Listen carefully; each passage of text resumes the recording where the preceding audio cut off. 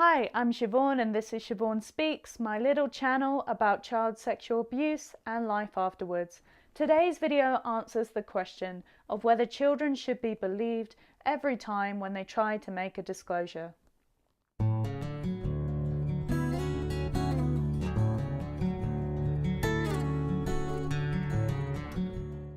It's become a bit common to play devil's advocate by doubting someone's account of sexual abuse from the vantage point of an anonymous Twitter profile, all the while being self-congratulatory as to one's status as a critical thinker, a realist, or the good old telling it like it is thing that we all think that we are. So let's talk about this. If a child you know has tried to tell you that they've been abused and you've chosen not to believe them, you might want to rethink that. Studies suggest that the rate of false allegations is less than 10% of all reports made, and that of these false reports, only a small portion actually come from the child themselves, rather than an adult reporting on their behalf. So, statistically speaking, and based on the available research, the chances that the child you know is telling the truth is over 90%.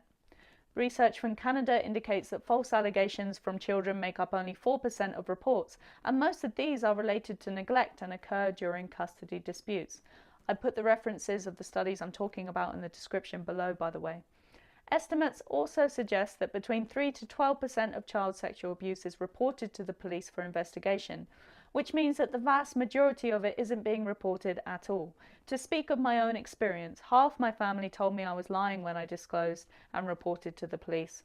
I was nearly 15 by the time I managed to tell someone, and it was deeply hurtful for me that some of my family didn't believe me, even when my father was found to be unanimously guilty by the jury. They didn't want to think that it could be true because it would ruin their ideas about who our father was. It was too inconvenient and altogether easier for them to just say that I made it up. As if the abuse itself wasn't harmful enough, survivors often have to deal with abandonment of family and friends who don't believe them, don't want to believe them, and who wish they would, for example, stop making YouTube videos about it because it's all very uncomfortable for them. Regarding trial, let me point out here that a verdict of not guilty does not mean that the accused person is innocent. It just means that there wasn't enough evidence to prove their guilt beyond reasonable doubt. The evidentiary bar is high, as it should be in my opinion, and the available evidence for abuse is usually scant, due to the secretive nature of the crime. So just because something can't be proved doesn't mean that the opposite is true and the child is lying. It's not one or the other. It's possible for the evidence to not meet the threshold, but for the child to still be telling the truth. Therefore, in the case where a child discloses, you should believe them. And where their disclosure goes through the court process to the very end, then you should definitely believe them. And in the minority of cases where an impartial jury returns a guilty verdict, then it's incredibly unlikely that the whole thing never happened. So, if you not only have doubted a child at the point of disclosure, but also refuse to own up and change your view, if the person they accuse gets convicted, then double shame on you for making an already difficult situation worse.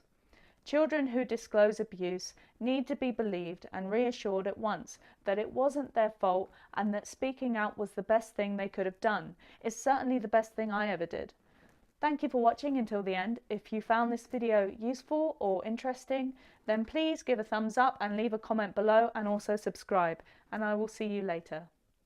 Well, Siobhan Pyburn from Southampton was 17 when she started her campaign. 10 years later, she's one of the country's most prominent female activists, speaks at conferences and trains professionals.